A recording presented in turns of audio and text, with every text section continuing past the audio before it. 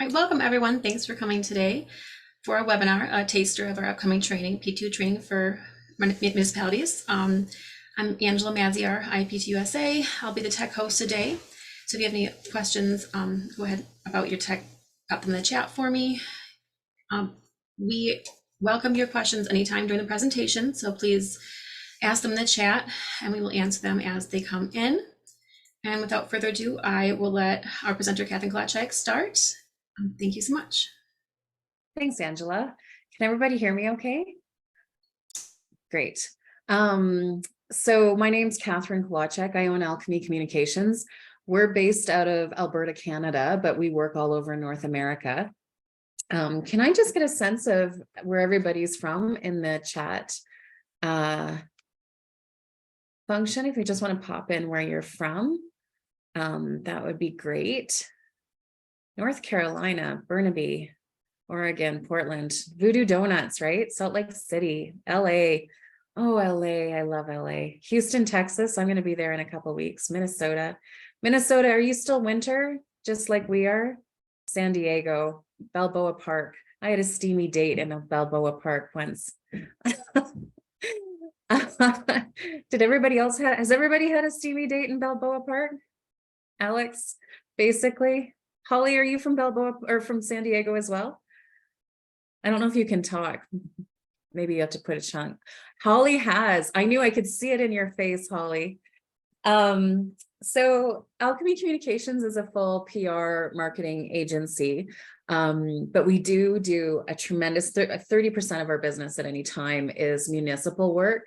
And we try to take on very controversial topics.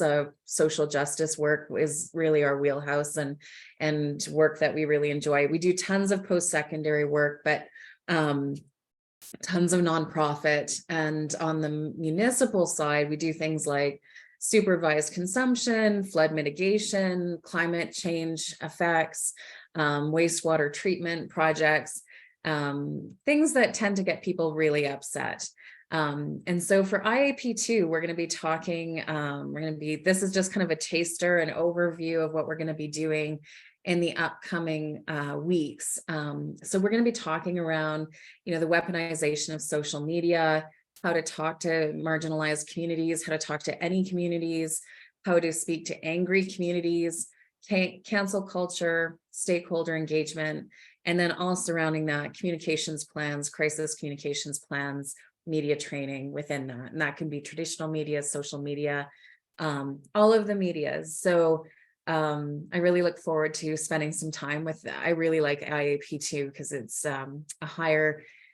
a lot of people have a lot of communications experience. And so we're not starting from scratch. And oftentimes the experience of the attendees really adds to it. So I love to be interrupted. I think the more you interrupt me and bring in your own experience into this, the better.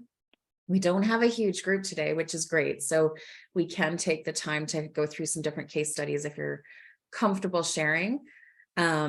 So in terms of municipal work, I'm not going to spend too much time on this. You know this, but citizens, we know from different research that citizens want to have a relationship with their local government. And if they do, they're more likely to have an affinity with their community. They're more likely to vote. They're more likely to adhere to bylaws, which is becoming a bigger issue everywhere we go. More likely to support their government decisions and more likely to participate in civic engagement. And we want all of those things. And what we're seeing is, for the most part, on most issues, 80% of people are, they might be irritated about something. They might not feel too strongly about something. They are generally feeling like we're going in the right direction. And then you have a small group of people on the positive side that are your cheerleaders. And then you have this small group of people that make your life a living hell. And they want to talk to you 15 times a day. They want to email you. They might already be participating in certain kinds of protesting or civil disobedience. And we're seeing a tremendous amount of that everywhere we go in North America. So there's 4 forces that are really leading to polarization, and we're getting a lot of this from the Edelman Trust Barometer. We read that pretty religiously every year. Edelman is an international PR agency, but they do this trust barometer every year for the last 2 decades, I believe. and it really gives us a sense of where people are at when it comes to communications, when it comes to PR, and what they're thinking about as we go into stakeholder mapping and stakeholder engagement. People are very concerned with the economy. Obviously, last week with the different American banks that were in crisis, we saw a lot of economic turmoil. Even in Canada, our stock exchange was really in turmoil during that time. It's kind of leveled out this week when things have stabilized, but we saw that globally, and people are consistently concerned about that tumultuous economic situation. And of course, we've always had ups and downs, but people are very anxious about that situation right now, in addition to things like institutional imbalance, mass class divide, the battle for truth, so misinformation, disinformation. And I think the scariest thing that we're seeing is that people trust government less than they trust businesses and less than they trust nonprofits. And so when we're communicating to communities, especially on behalf of a local government or municipality, we know that they're coming in with a baseline of distrust. And so everything that we're saying to them is in that framework of that baseline of distrust, which makes them really makes our jobs a lot harder, as you all know. I know you know this. So, but it's really good when we're talking to mayors and councils and other stakeholders around how important communications are. This is where we need to really spend a lot of time talking about this, because it's one thing to sell something to somebody or give a message and have them understand it when they're at their best, when they're at their peak, when they trust you, when they want to hear what you're saying. When they don't trust you, when they don't want to hear what you're saying, your ability to communicate to someone or to a group of people is much more challenging. So as we see across every jurisdiction, we do a lot of work in the UK as well. Right now, Boris Johnson, the past Prime Minister of the United Kingdom, is being held to account for instituting a number of COVID restrictions and then hosting these large gatherings, large parties by himself. So I'm just going to show this video here. Now, bear with me, I never transition between these very smoothly.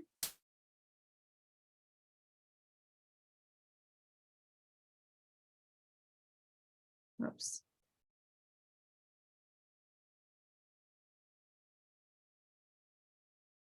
I'm just going to start that again because it,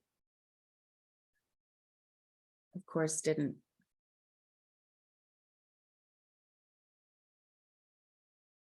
Okay.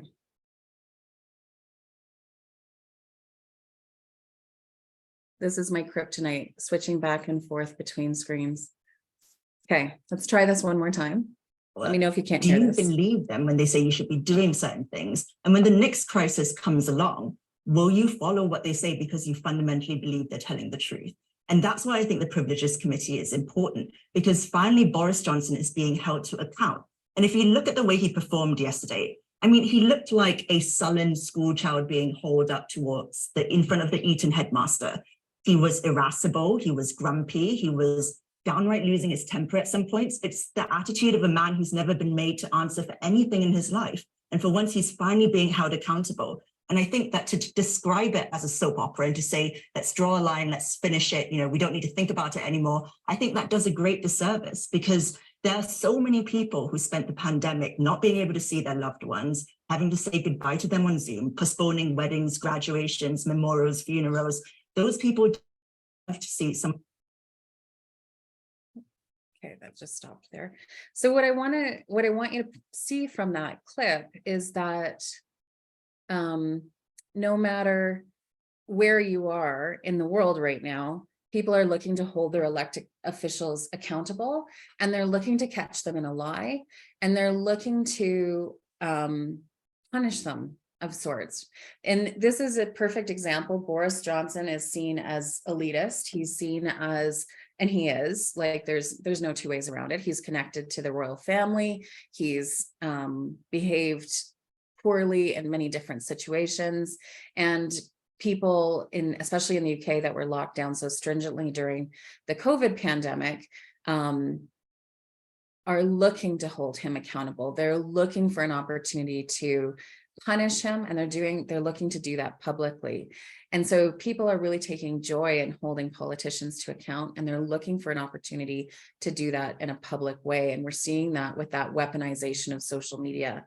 And so through the next 3 workshops that we're going to be doing, we're going to be spending a lot of time on this. How do you communicate to a community of people that distrust you, that are looking to catch you in a lie, that are always looking to maybe publicly shame you or hold you to account? And sometimes people deserve that, but sometimes they don't. And so you have to really, and as communicators, we're responsible for defending these people. And so we have to be prepared and planning in advance to make sure that these things don't happen. And then if they do happen, and they always do, something always comes up, how do we respond? And so we'll be spending quite a bit of time on the crisis comms planning side of things. How do we prepare for these scenarios? And then what are we going to say when they happen? How are we going? What platforms are we going to use? And then what's going to be the planned response from the community? We know that the community is reacting with distrust. They're absorbing information with distrust, and they're looking to hold people accountable. So if that's the climate that we're living in, how are we going to perform as communicators within that? And we're going to be spending quite a bit of time on that going forward.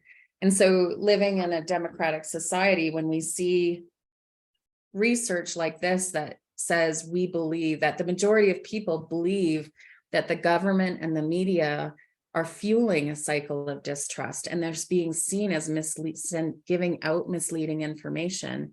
Once again, as communicators representing municipalities, if we don't understand that our stakeholders and our communities are hearing everything we say through this lens of they don't believe us, that there is distrust, and that they think that this could be misinformation, and likely do see it as misinformation, then how are we going to break through and communicate to people effectively? And the interesting part here is they're seeing businesses and NGOs as reliable sources of trustworthy information. So your stakeholder mapping really needs to include those NGOs, and they do need to include those corporations, because people are going to their employers and their where they purchase goods from in order to get information. And so on the marketing side of things, we're doing just as many workshops for corporations on talking to them about how social justice and is what consumers are looking for. And so they're looking for a corporation to have an opinion on certain things. And this is why, because they distrust the media, they distrust the government. And the media that they are consuming isn't reliable media. It's oftentimes social media, which is really scary. They're getting their media from people who have not committed to any kind of code of conduct or journalistic integrity. And so this is where they're getting that misinformation and that disinformation, and they're angry about it. So these are all lenses that we need to develop our communication strategies through, and things that we need to really be considerate of when we create our communications planning situation. So what does this mean for you? We see in our office is civil disobedience risk is extremely high. It's higher than it's ever been before. And in North America, we're seeing most cities, when they plan out their highest risk scenarios, civil disobedience is on the top of those lists. And so we're seeing things like where I live in Alberta, you probably heard about our border blockades. And so that was at the Sweetgrass, Montana border. And in Ottawa, we had road blockades from truckers over the COVID restrictions.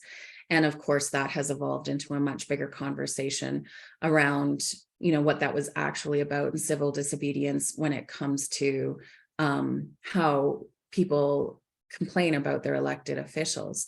But what has happened is people have found out how easy it is to create a ruckus. And basically anything that stops operations is going to get a tremendous amount of media attention. And so when you look at for example, the Coots border. So that's the Sweetgrass, Montana. On the Canadian side, our Canadian town is called Coots, and it might have, 1,500, 2,500 people.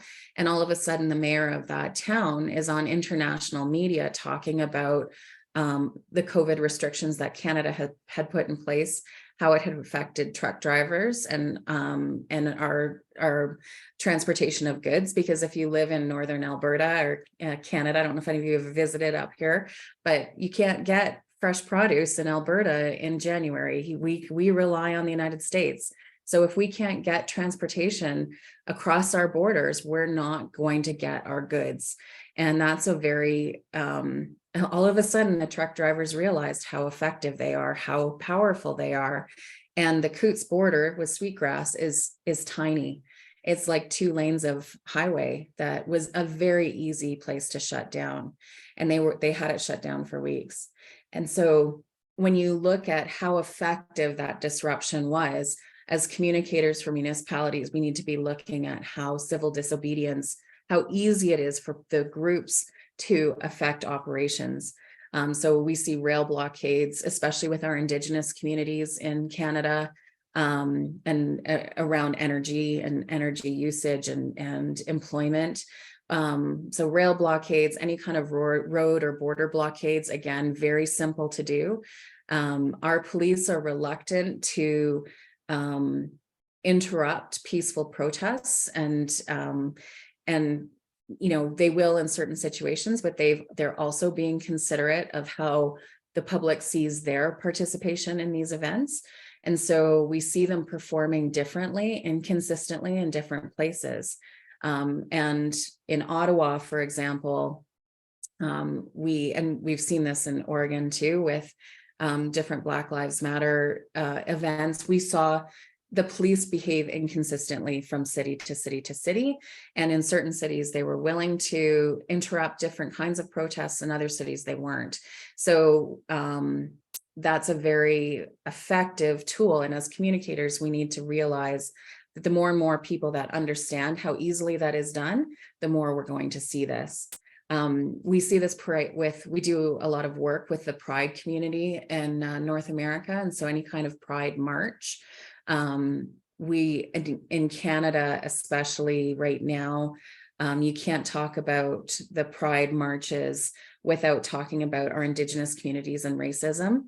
And so when we look at how Indigenous groups have interrupted the Pride marches in order to get effective advocacy and funding for the Two-Spirited folks in their community, they've been extraordinarily effective. And again, the police do not interrupt that kind of situation. So you want to look at how the police are behaving, how they're affected by different initiatives, like I'm talking about civil disobedience type of situations, and stakeholder mapping, because the police responded differently to the Freedom Convoy, is what our border protests were called. And that was largely led by higher income Caucasian folks that were super conservative. Republican would be the language that you would use.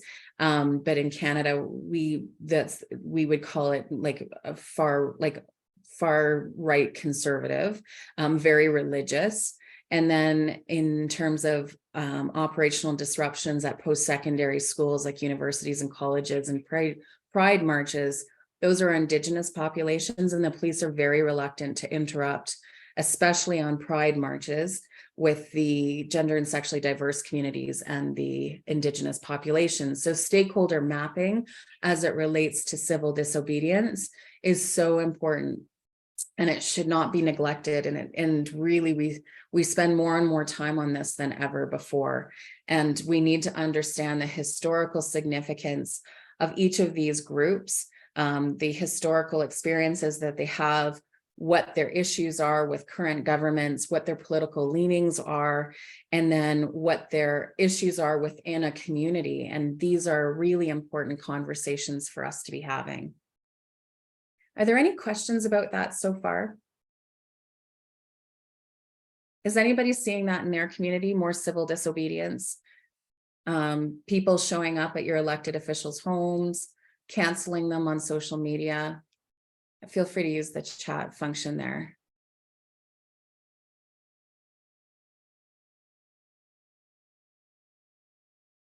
No civil disobedience. Feel free to pop those in as we keep going. So our threats to our local officials are becoming more and more clear, and this is becoming more scary, I think, for a lot of people that are entering politics, entering work as a public servant in municipalities. So we're seeing people show up at personal homes, not just offices, to complain. We're seeing social media cancellations. So people are targeting different people for saying something that they understand to be offensive. They're going after their families on these different issues. There's specific misinformation and disinformation campaigns that we're targeting against. And we see them, they're very organized. In our small towns and rural areas, it could be a small group of seniors. Seniors are extraordinarily effective because they have lots of time for conversations about what they think about certain issues and certain initiatives. And then in younger groups, we're seeing lots of social media and people who understand how to amplify messaging and how to be influential in different conversations. So in a small town, even in our larger cities, Toronto, for example, some work that we've done in Oregon, we've seen a small group of influential people that can cause a significant disruption. And so mayor and council often feel like everybody hates this initiative, everybody hates it, they're coming after me. Really, it might be 20 to 40 people that are very organized and thoughtful in how they're targeting an initiative, targeting an attack, targeting that disinformation.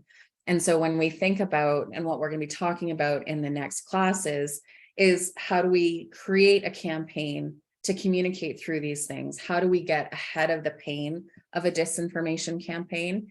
How do we foresee what the issues are? How do we do stakeholder mapping? How do we do the stakeholder engagement in order to identify what the risks are, what the messaging is that we're going to have to target? And then how many times are we going to have to talk to people in order to move forward?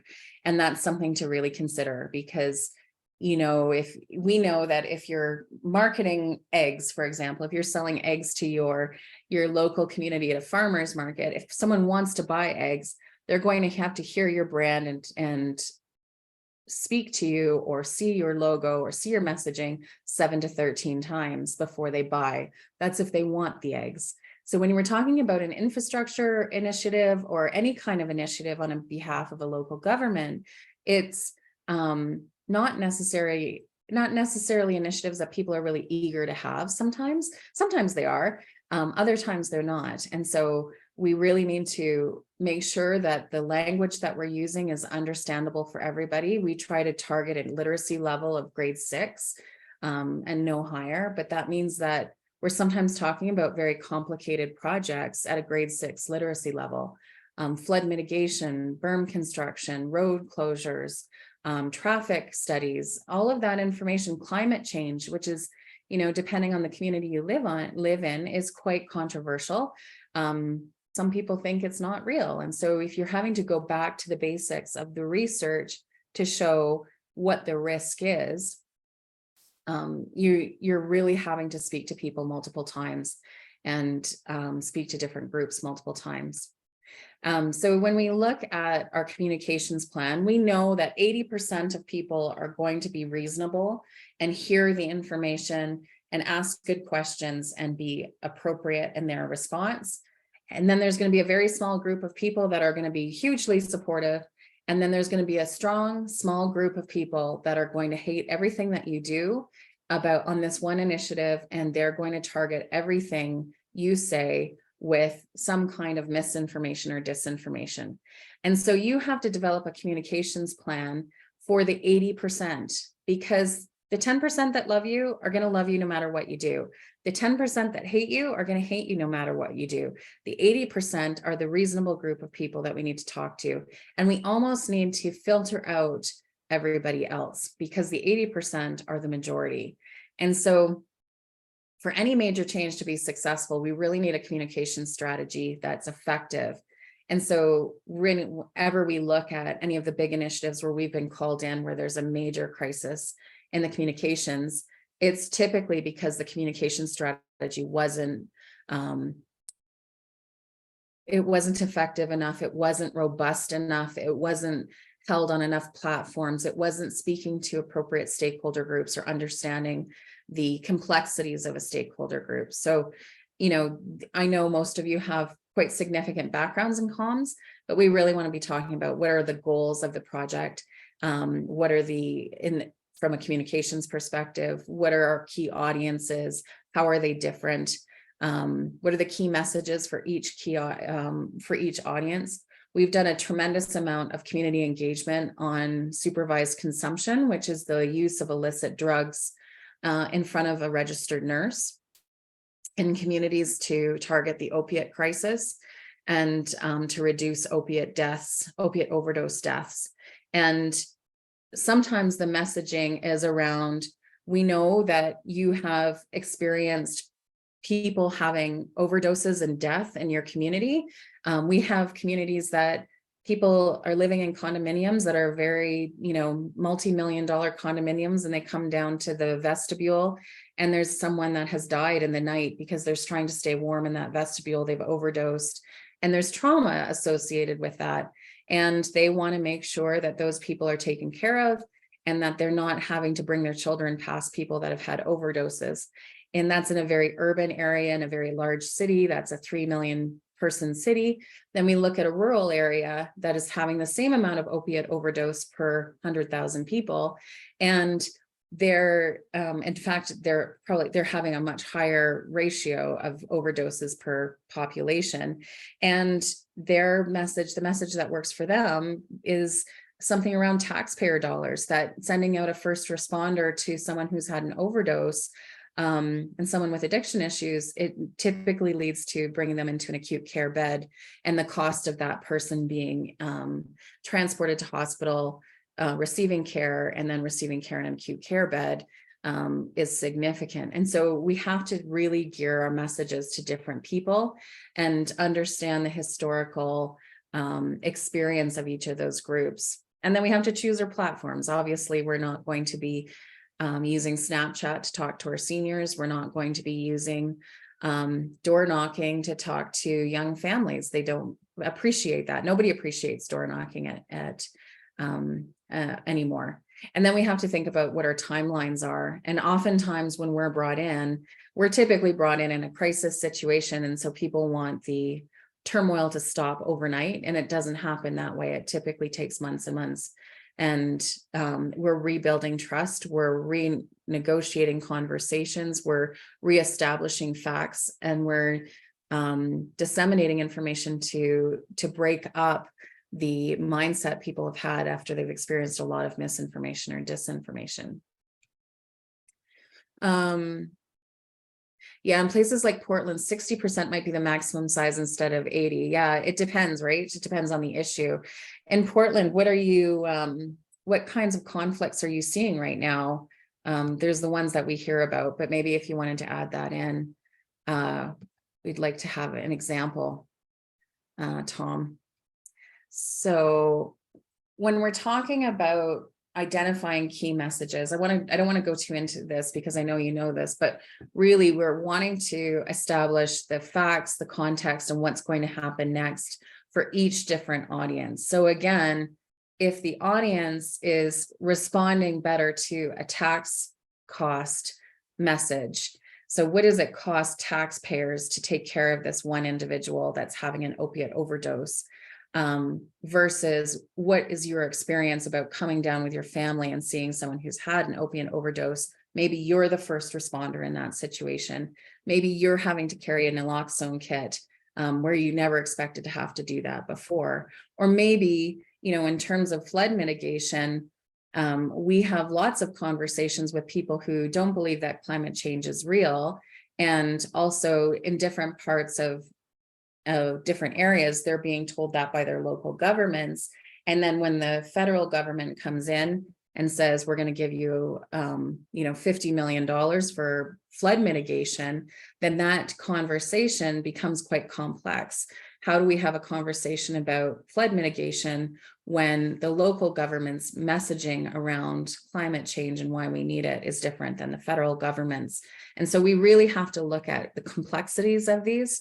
And most often the mistakes that we see are people sending out too much information that's too complex for an audience that is experiencing a tremendous amount of emotion. And the emotion can be anything from, this is going to cost me money, to, oh, that's just another liberal, waste of taxpayer dollars, to whatever. So in terms of the crisis communications that we're seeing and that we're going to be talking about in this workshop, we're really looking at the prevalence of social media, how our increased reliance to stay connected during the pandemic has meant that crisis communications has really moved to a much more digital and much more complex attack when we do target it. So we need to be speaking more frequently. We need to be speaking much more effectively on different platforms, and we need to be having conversations that meet the needs of the community that we're speaking to. So if we're speaking to a community that is English is not their first language, for example, if we're speaking to a community that has a low literacy level, how are we going to be talking to them? If we're speaking to a community that's so angry and has so much emotion, what are the first things that we're going to say to them? How are we going to reestablish trust? And maybe you need to stop talking about the initiative at hand and reestablish trust before you start an engagement like that. So we're going to be talking about preemptive work, work in a crisis, media training within the crisis, the effects of lacking media training in the crisis, and then moving through and recovering after that through this workshop. We're going to be spending a tremendous amount of time on cancel culture and how we're seeing it affect local governments.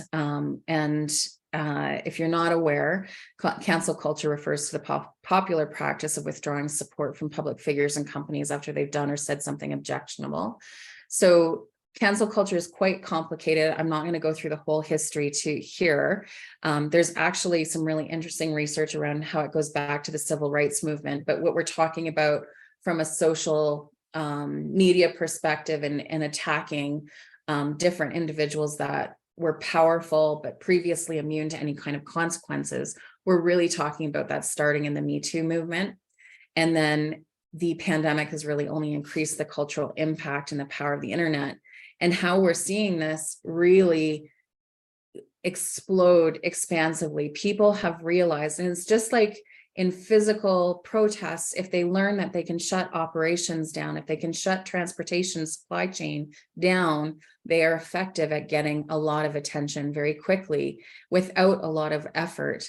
Social media is the same way. With certain hashtags, people can become very activated. There's groups that are already activated under certain hashtags, and they are ready to jump to support people under certain topics. And so when we see local officials making mistakes with the language that they use, making mistakes with the understanding of the historical context of different stakeholder groups and different communities and how they speak to them. We saw this especially over the border when Black Lives Matter movements were really moving ahead really effectively in the summer of 2020. Canada was seeing those as well. And in the North, people were having a really hard time understanding the language around that movement, understanding how it affected Indigenous communities and how Indigenous communities were banding together with Black Lives Matter in order to get social justice. And then the language of the elected officials, they they were seeing it happen in the South. They were seeing it happen south of the border, and they were watching it, but they weren't looking at the language. And so when it came to Canada, the language that they wanted to use was outdated language. So, for example, we had a number of mayors wanting to quickly say something around how all lives matter.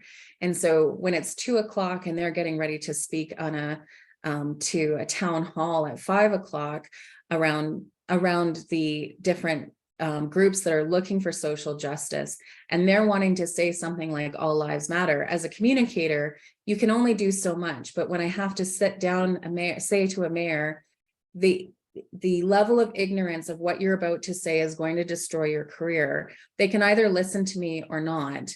And I'm not able to educate them on that whole issue and why that would be a terribly hurtful thing to say before that speech is made. And so we have to really be doing a lot of work around our communities and understanding the harm that's been done in different communities, understanding why they're reactive, understanding what their needs are without making snap judgments and brushing it off as, and I know most people here, especially communications people, I find are typically way more thoughtful and interested in these topics because they're the ones that are engaging these communities. But oftentimes we're representing elected officials that are sometimes brushing off these more powerful social justice conversations and not really doing the anti-oppression work that they need to do in order to properly understand or properly have a conversation without causing more harm. And so what the consequence of that is really this online social canceling.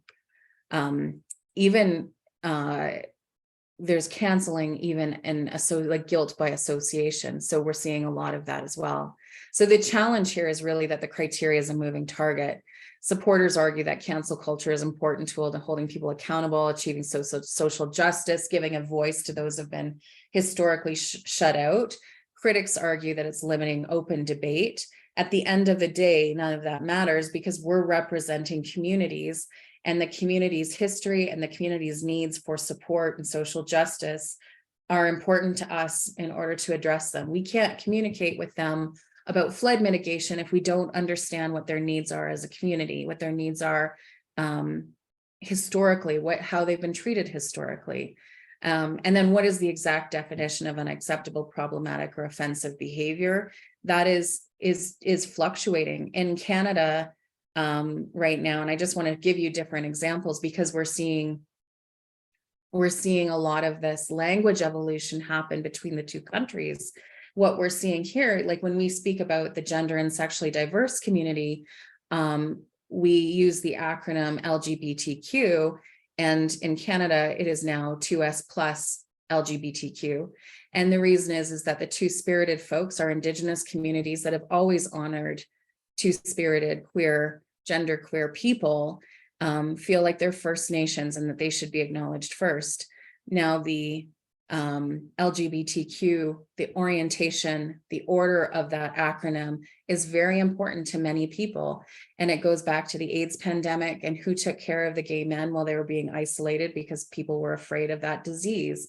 And so you have to really understand why you're using certain acronyms, why the order is in place, how it connects to racism and systemic racism. What we're seeing is people are calling out our elected officials on systemic racism, and they're saying something like, we're not racist, but if you've done any anti-oppression work, you know that we all have unconscious biases. So to say I'm not a racist is not an effective message, nor is it educated. And so we really have to be doing more work with the groups that we represent as we're communicating for them, more training on these histories, these values. And if we're going to be representing our communities and communicating to them, we have to understand them.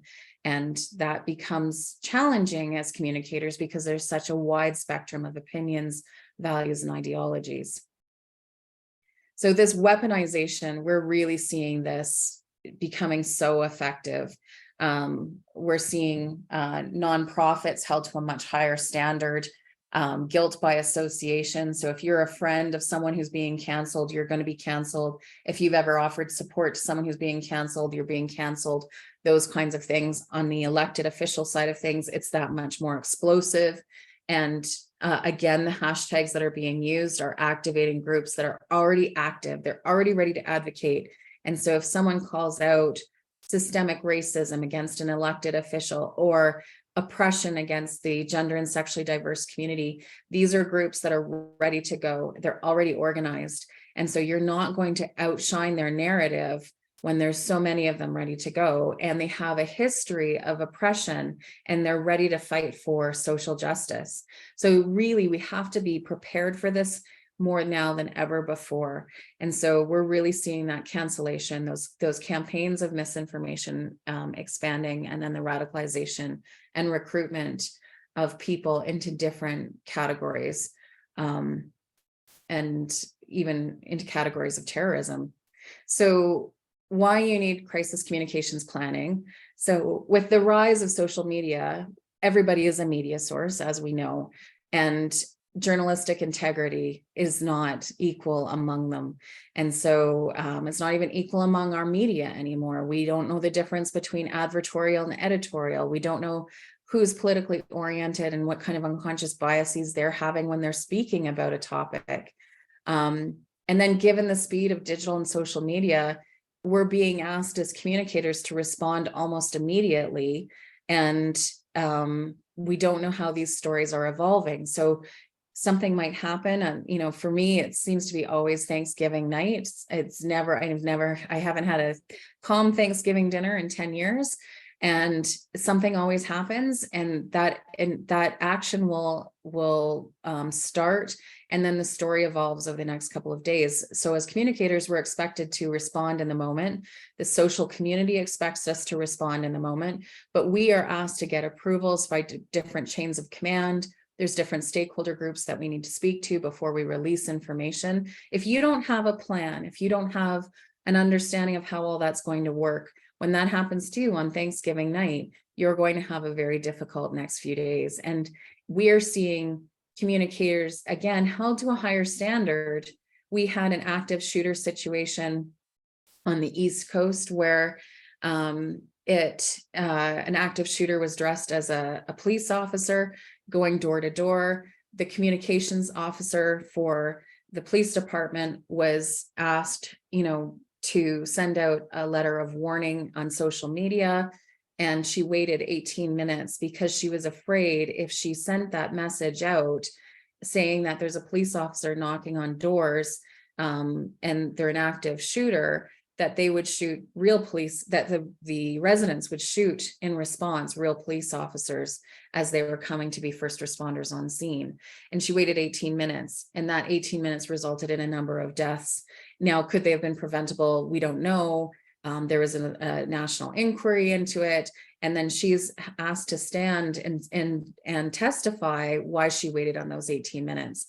When we're all facing active shooter situations, and we're waiting on approvals, we're having to make decisions that end up becoming life and death situations. Our jobs are becoming much more complicated. If you don't have a playbook, if you don't have a plan, if you don't have an understanding of some of these case studies, I think we're all left holding the bag, first of all, and these are life-changing events, and let alone our careers. But I think the communications person in that situation won't recover from that. I don't know how you do recover from being called out on waiting 18 minutes and knowing that your fellow officers might be shot in that situation. So you need to be prepared to handle and respond to these crises 24 hours a day, 7 days a week. And when we're all under capacity, how are we expected to do that? And it's an almost unachievable request of communications officers and communications teams. But if we have a plan, if we have a standard set of action steps that we take in certain scenarios, and most of us know, most municipalities can say to me, these are our top 10 highest risk events in the next 2 quarters. And then we can plan out those scenarios. But most people are too busy and too at capacity to have the bandwidth to break those steps out for those scenarios as they go through them.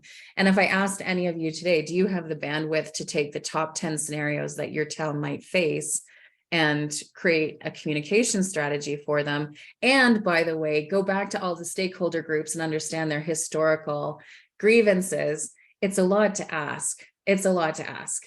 And yet, when the crisis does happen, you're expected to have done it, and you're expected to act quickly, and you're expected to give advice, and you're expected to be fortune teller to say, if you do this, this is what's going to happen to your reputation. And if you do this, this is what's going to happen. And so we want to have case studies. We want to prepare our chains of command on what the case studies are, how people react in different situations, and how people react today versus how they're reacting, they might have reacted totally different 25 years ago. Boris Johnson in the UK is elitist. He is wealthy. He's a part of the royal family. He's a grumpy, spoiled brat. And so was Winston Churchill. Winston Churchill is looked at like a hero from the 1940s. 1945, man, that guy could do nothing wrong. And under today's standards, he's kind of a jerk. Boris Johnson behaved the same way, and certainly not a hero under anybody's standards. I'm certainly not comparing his speaking skills to Winston Churchill's or his writing skills, but that's an example, a radical example, but it's an example of how things are changing. And I do believe people are behaving much differently than they ever have been before. So you can't control every aspect of a crisis, but you can manage the message.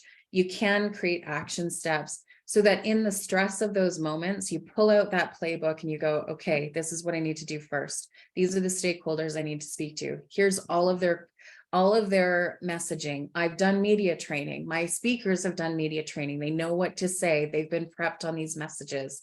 At least you have some kind of framework, and that's what we want to be moving through in those upcoming workshops. I'm just checking the time here because I always talk way too long. So we're going to be looking at the creation of sample statements and messaging, designated crisis communications roles and responsibilities, establishing processes and protocols, preparation and practice delivery for live and pre-recorded media interviews, assessment of weaknesses in existing crisis communications process, or handling of past crisis scenarios. And I'm going to give you a number of different case studies on that are international. So I don't like to use ones in the communities that you know of and you've seen and maybe made your own judgments. I want to challenge you a little bit more in how people have in scenarios like maybe you haven't experienced. So a good plan is going to disseminate critical information quickly, protect people and property, demonstrate transparency, prioritize victims and those impacted, ensure that your spokespeople don't say anything that they hadn't planned to say, ensure that you don't say anything that you hadn't planned to say, but you can also control the narrative as you go forward. So that brings me to the end of the presentation. I have covered a whole bunch of things because it's really a taster of the 6 hours of training we're going to be doing in the upcoming weeks. This is my contact information. A lot of times people have questions around a sensitive case study that they'd like to talk about privately. I'm always happy to do that. So through IAP2, we're going to be doing more of this crisis comms planning, more of the media training, more of the weaponization of social media, and breaking that down further. And I see Angela has put that. I just see that note. Stephen Buckley is saying, I'll have to look at that. I can't read and think at the same time. Let me think that we'll edit that if there's an error there. Are there any questions I can address right away? I know we've covered a lot. Well, it's been lovely to meet you all. My contact information is here if you do have a question. Stephen, you raised your hand. Go ahead. Or yes, I do have a quick question. Maybe it's not an easy answer. A lot of times I talk to our local town officials and they basically say, we're doing the best we can. Yeah. You know, when you try to make suggestions, well, maybe this or maybe that, or you could use Zoom, what's that, and stuff like that. Now they know. But, shouldn't take a COVID to dope slap people. Anyway, is there some way to be able to point out that they, that there might be a better way? People won't do stuff unless they see a need. So is there a way to, any quick or easy ways to be able to point out to them that maybe they're not as doing a good a job as they think they are? What I like to do is show case studies of others who haven't done as good a job as they think they have and the consequences around it. Now, for the most part, elected officials are their own species, if you know what I mean. I don't want to be offensive, but they're just a different breed of people. This is getting more offensive as we go on. I typically need to show them reputational damage if they don't do something and how it affects others and how that is long-lasting consequences in order to get them to change their behavior. I don't have a lot of impact unless I do show the consequences of it. So I'm not sure if that's helpful. I have a truckload of case studies though of people who have made mistakes that you can show examples of and how that can kind of help influence those decisions. But I agree, they need to show up way more than they do in different topics. And at a certain point, they do like they only have 100%. We all only have 100%. And when we're talking about a larger municipality that has so many different issues and they're having to show up on so many different issues, transportation is a huge one, like public transportation. We sometimes take our elected officials out of the majority of the conversations because we need to have so many conversations about them. We only bring them in at certain times. And even then it's a very controlled setting and we control the Q&A with engineers and experts along the way so that we can control the narrative without the elected official being as involved as they have been in the past.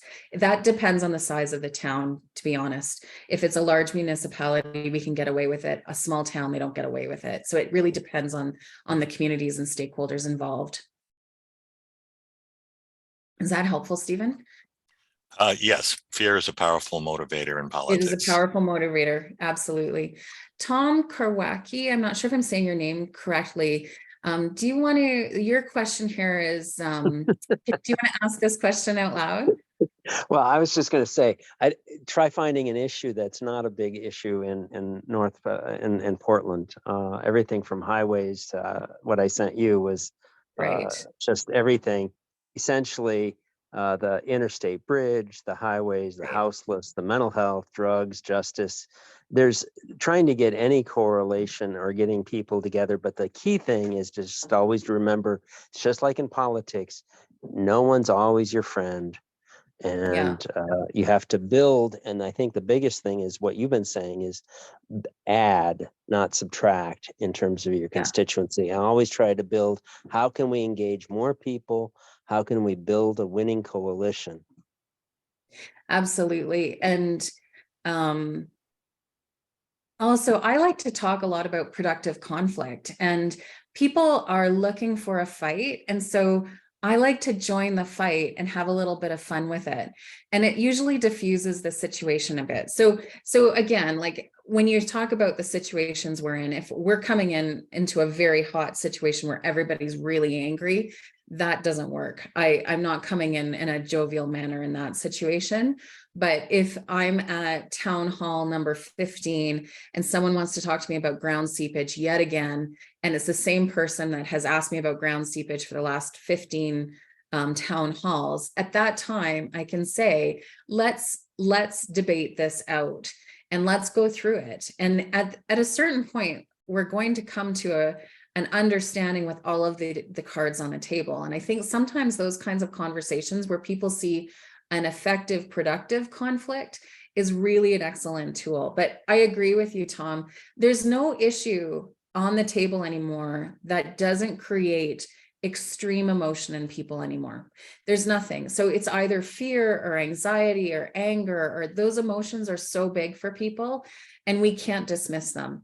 And so we have to be there for them. We have to hold space. And I think as communicators, I think we're oftentimes more skilled in holding space for some of those emotions. And I'm not talking about tolerating inappropriate behavior, but I think about how many times I've sat down in some little old lady's house who's scared to death around an $8,000 bill to tie into the local wastewater treatment project, or that the value of her house is going to tank because of a berm that's being put in her backyard or whatever. And talking through that, knowing that she has my phone number to call, that I'm happy to help her, her home's being expropriated. And she's probably been the biggest pain in the neck for that local municipality for, 5 years.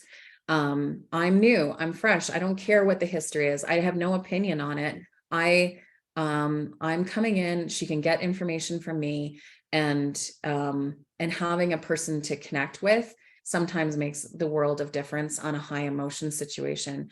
But it's again, there's a very big difference between doing that in a tiny little town of 10,000 people versus doing that in San Diego. I'm sure Holly does not have time to go and have coffee with every little old lady that is worried about her house price in San Diego. So there's different techniques, different situations. Holly says, what's your favorite way to get to know a community and its history? I like to find the biggest, and I'm going to use a bad word here, I apologize, shit disturber. And there's usually 5 to 10 of them. And then I go and have coffee with them and I listen to them complain. And they're looking for someone to listen to them, because typically what their experience has been is they have emailed local mayor and council and they have complained for 10 years about a certain topic. And at that point, mayor and council can do no more. And the communications teams can do no more. They are totally exhausted by this one person or this group of people. And so that person now feels like they're not being heard. They think that they've got the brilliant miracle solution to your problem. And if you would just listen, they will tell you that solution. So I like to go and sit down and spend a few hours with each of those people. And typically it's like 10 to 15 of them. Every so often it's in a group format, which I don't enjoy as much because there's way more amping up of each other in emotion and anger, and then it turns into a bit of a yelling fest.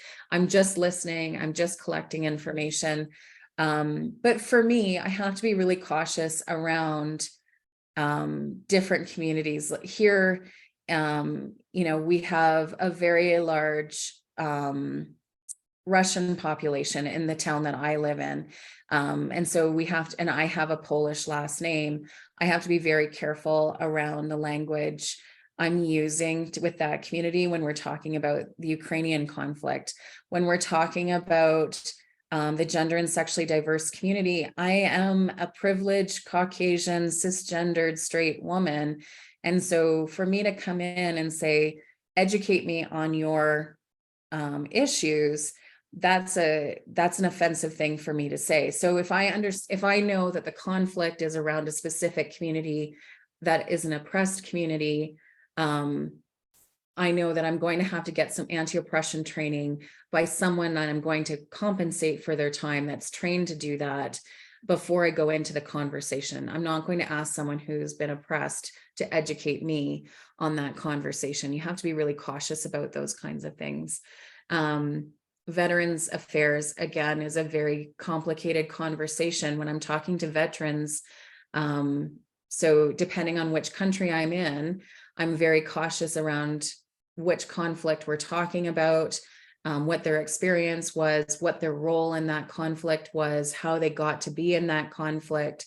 I tread very carefully and understanding each individual path to the conflict, because that's very different. The person that, experienced, is an officer that it came from privilege is going to have a very different experience than the Vietnam vet that may be a person of color that, is now a senior and has a number of disabilities associated with that. So you have to really be thoughtful. I think communications professionals now more than ever need to do way more anti-oppression work, way more historical training, way more understanding of the communities we serve and the complexities of them. And there's some communities that want to share and educate you, and there's some communities that don't and would be offended at doing that. And then there's cultural sensitivities too. You would never walk into an Indigenous community in Canada unless you were invited. And if you did, then there's an elder protocol on how you would approach their elders. And you don't walk in with an agenda. You don't rush that conversation. You're going to have a number of relationship building conversations before you ever get to the topic at hand. And so as communicators, it's on us to understand those nuances and to be cautious about them before we speak, and to not have an opinion going into the conversation. And that can be challenging.